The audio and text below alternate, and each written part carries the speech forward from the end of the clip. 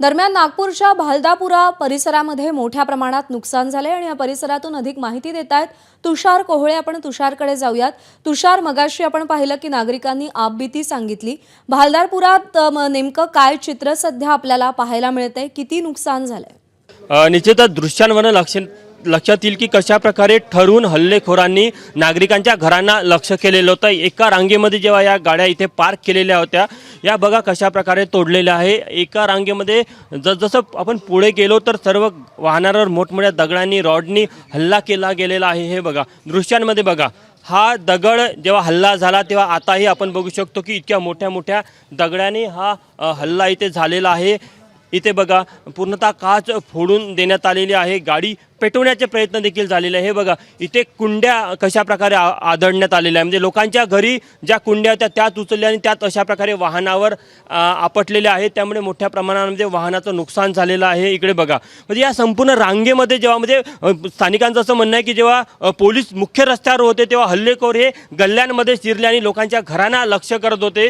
आणि एका रांगेमध्ये ही वाहनाची तोडफोड झालेली रांग जर का बघितली तर त्यावर लक्षात येतं की सुनियोजित पद्धतीने इकडे बघा पुढे पण मोठ्या प्रमाणामध्ये वाहनांची तोडफोड झाल्याचं आपल्याला पाहायला मिळत आहे। यावर लक्षात येतं की घटना किती मोठी होती, गंभीर होती, मात्र नागरिकांनी इथल्या स्थानिक नागरिकांनी संयम दाखवला यावरनं लक्षात येतं। महत्त्वाची गोष्ट की इथले जे स्थानिक नागरिक आहेत त्यांचं असं म्हणणं होतं की हे सगळे जे लोक होते हे सगळे लोक आपल्याला बाहेरचे असल्याचं त्यांना वाटत आहे, कारण की ज्या प्रकारे इथे हल्ला झाला त्यावरनं लक्षात येतं की हे सगळे बाहेरचे लोक असेल आणि या वाहनाची जी तोडफोड झालेलं आपल्याला दिसतं त्यावरनं घटना किती गंभीर आहे। म्हणजे हा दगड जर आपण बघितला, हा दगड हे बघा म्हणजे मिळेल त्या वस्तूने हल्ला करण्यात आलेला आहे आणि सुनियोजित पद्धतीने हा हल्ला झालेला आहे। काही स्थानिक नागरिक आहे, आपण त्यांना विचारूया त्यांना काय दृश्य दिसलं इथे।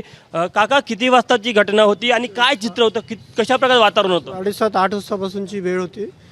एखादा तास चाललं। आता तिकडनं त्या साईडनी एक अंदाजे 100 ते 200 लोक एकदम असे एंट्री घेतली त्यांनी। म्हणजे मी होतोच थोडा वेळ बघितलं, पण इकडून जे 5-25 मुलं आले त्याच्यामुळे इथपर्यंत थांबलं। आतमध्ये गेले असते, शेवटपर्यंत गेले असतं, फोडले असतं। काय घोषणा देत होते आणि त्यांचं म्हणणं काय होतं? नाही म्हणत नाही, ते चुपचाप ते त्यांचं काम करून गेलेत।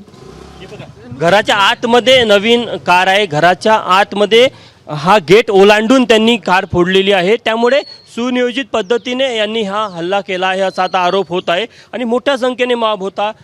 तुमचं किती नुकसान झालेलं आहे? मेरे घर का उधर कांच फूटा है ऊपर का, बालकनी में बहुत सारे पत्थर गिरे और मेरी कार जैसा आप देख रहे हो ये कार फोड़ दी उन्होंने। एक खास समुदायाचं घर आहे, ते खास समुदायाचं घर आहे, त्यांच्या गाड्या इथे 4-5 राहतात, कॉस्टली गाड्या आहेत, पण काल एकही नव्हती। हे नोट करण्याला काय तुम्हाला असं म्हणणं आहे की ते जे विशिष्ट समुदायाचं घर आहे त्यांच्या घरावर हल्ला झाला नाही? निश्चित आता या संपूर्ण प्रकरणाचा पोलीस तपास करणार आहे। हल्लेखोर कोण होते, त्यांचा उद्देश काय होता आणि या संपूर्ण घटनेमध्ये आतापर्यंत पोलिसांनी जी माहिती दिली आहे की गणेशपेठ पोलीस ठाण्यामध्ये 46 लोकांची ओळख पटलेली आहे, त्यांना डिटेन करण्यात आलेलं आहे आणि आणखी आरोपीचा शोध घेतला जात आहे। तुषार, धन्यवाद दिलेल्या सगळ्या सविस्तर माहितीसाठी। या सगळ्या संदर्भातले अपडेट जाणून घेत राहू। एबीपी माझा, उघडा डोळे बघा नीट।